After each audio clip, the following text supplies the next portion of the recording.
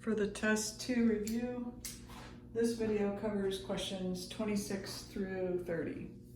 Question 26 says, use the change of base formula to compute log base 1/8 of 1/5.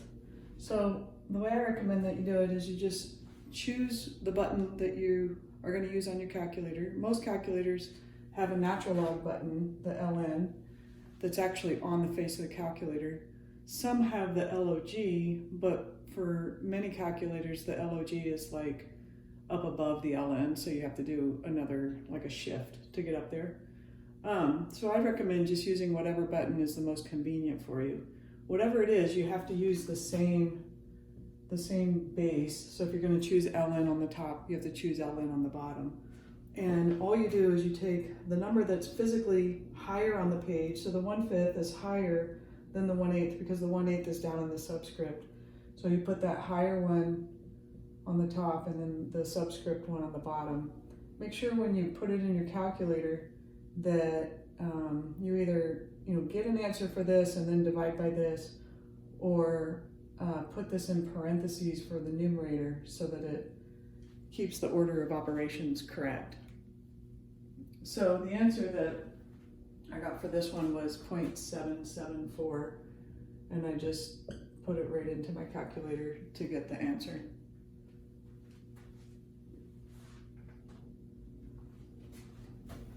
Question 27, we're also going to use the calculator at the end. So it's useful to get to where you are familiar with whatever calculator you're going to use in the test. So I believe for the test you have to use the calculator that comes on ALEKS. So I would recommend that you practice with that calculator when you're doing your homework. So this says solve for x, and the problem is 2 ln of x minus 5 equals 8. So the first thing I would do is try to isolate my ln portion of my equation. So you can move this 2 by dividing by 2, and you'll get ln of x minus 5 equals 4. And remember in the previous video, I said that if you're not really sure what to do with something in the world of logs and exponents, then convert it to the other type of equation. So for a natural log, the base is e. We don't write it, but we know that it is e. So to convert this, I would do e to the 4th power equals x minus 5. So I'm going to write e to the 4th power equals x minus 5, and that allows you to keep that x outside of the log.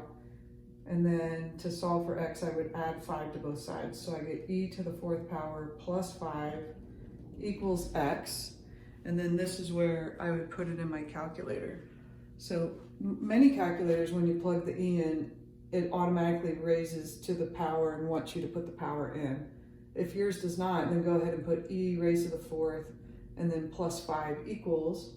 And then you want to round your answer to the nearest hundredth. Notice they say do not round any intermediate computations.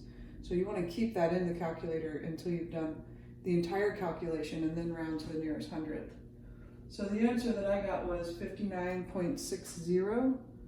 59.60 is what I got after I rounded to the nearest hundredth.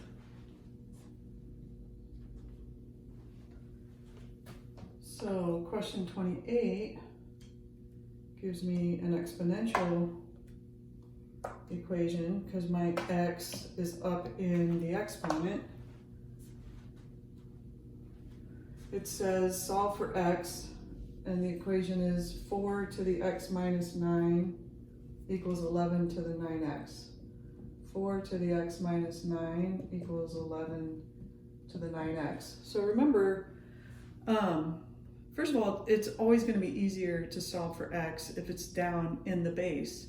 And one of the properties for logarithms was if I had a log out front here, then I could pull that exponent down in front of it and it would be in the base.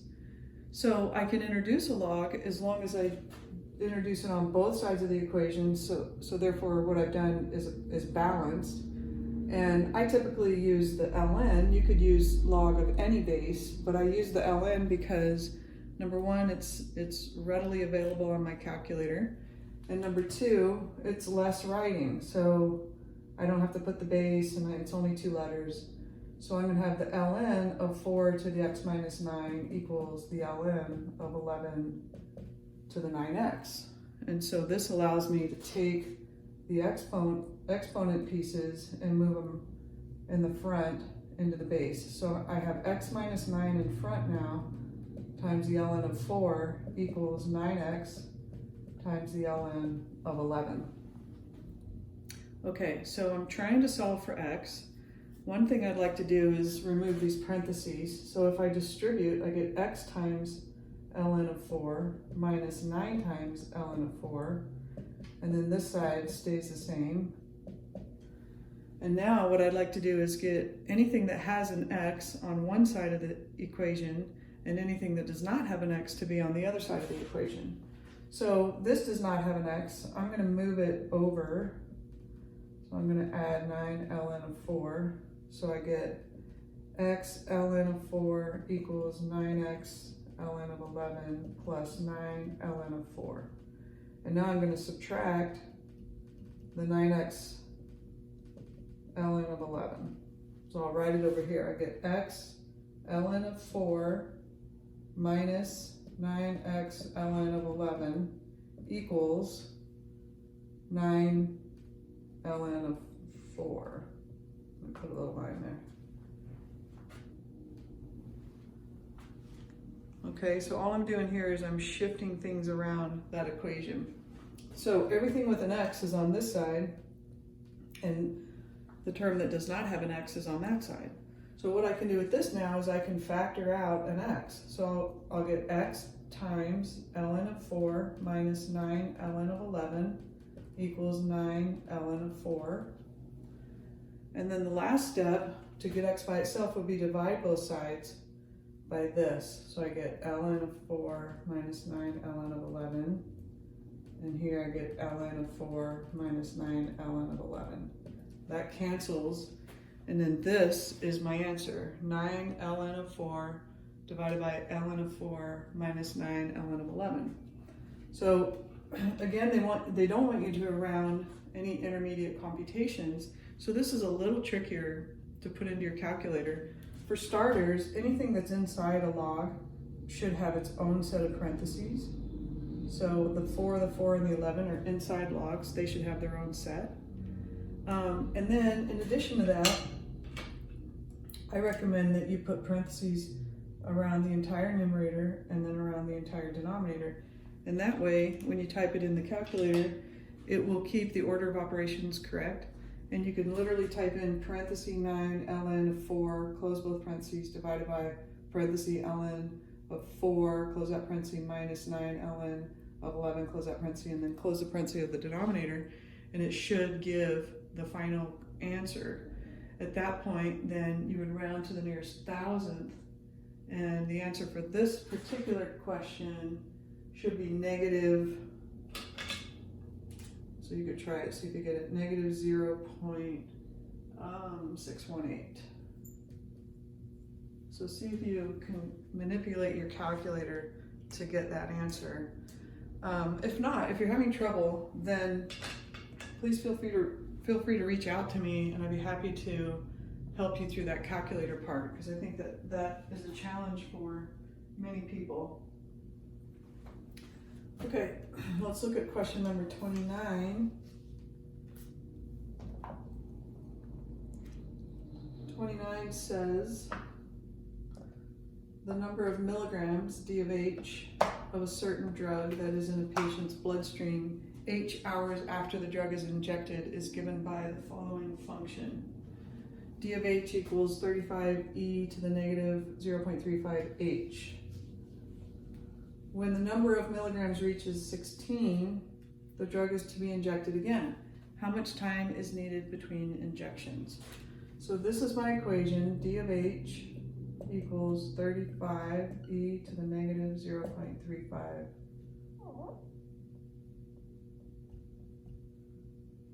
H. Okay. And they say when the number of milligrams reaches 16, the drug is to be injected again. How much time is needed between injections. So they're asking how much time, which means they're asking for us to solve for h. So the other number, the 16, must replace this d of h, which is kind of like a y. That's like an x and a y.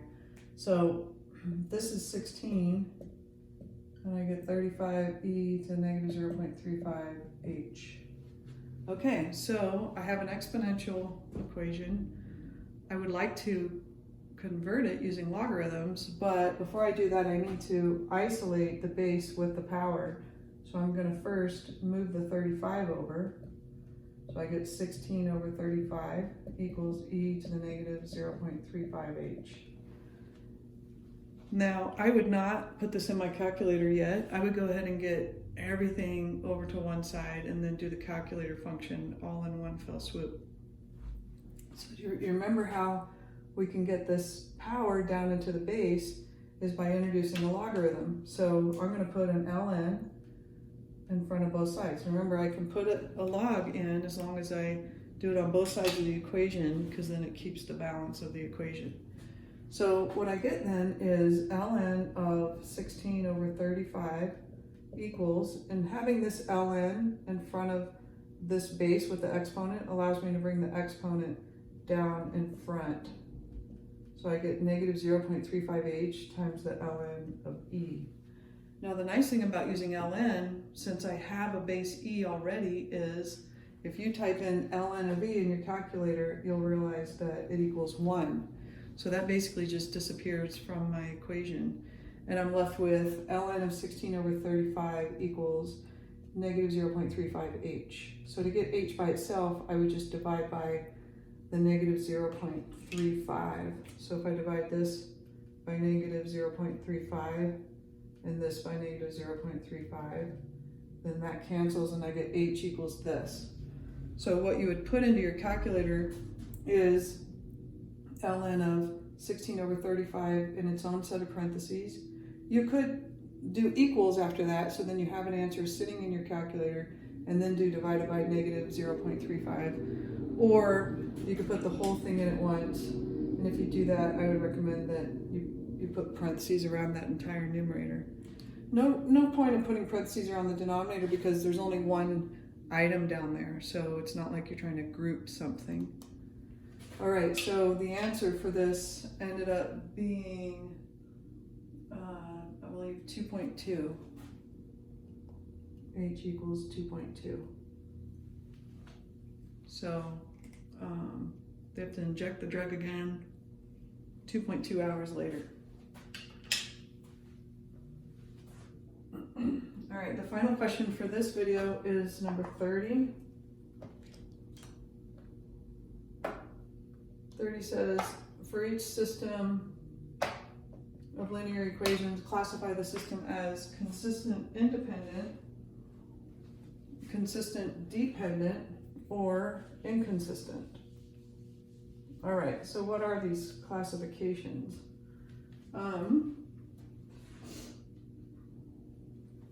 First of all, let's look at system A. So here's system A. Okay, so consistent independent, you may want to put this in your notes. Consistent independent is when there's one solution, one point of intersection. So in this problem, the answer would be that it is consistent independent, and then they want to know what the answer is. Well, you can look at where it's intersected and see that this is the point -2, -2, and so that's what you would put in. They want to know what that point is of intersection. Keep in mind that when we're working on systems of equations, the real question behind that is, where do these lines intersect? So in this case, they intersect in one place, the point -2, -2, and that's considered consistent independent because there's one point of intersection. So, excuse me, consistent dependent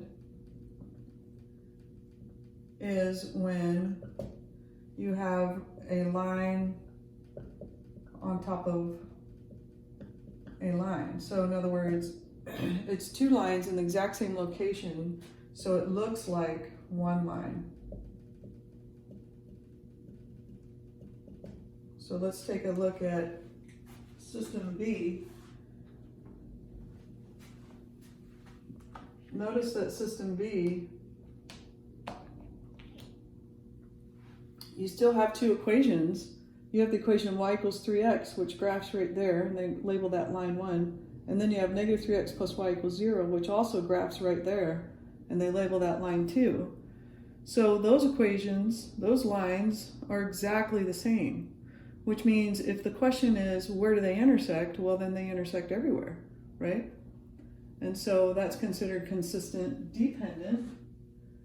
How many solutions, how many places do they intersect? An infinite number of places. So the answer to this is infinite solutions.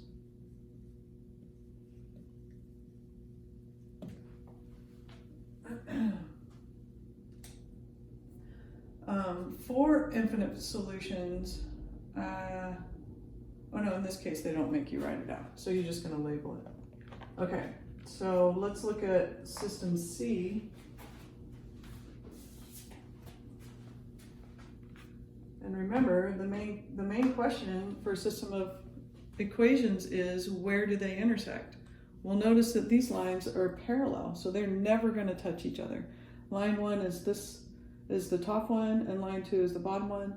They're exactly parallel, they will never cross, so therefore there's no solution. And we call this inconsistent.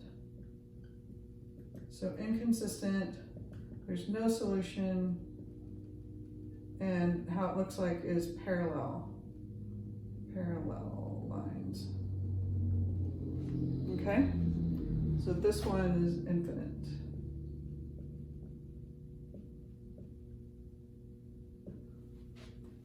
All right, so that's the end of this video.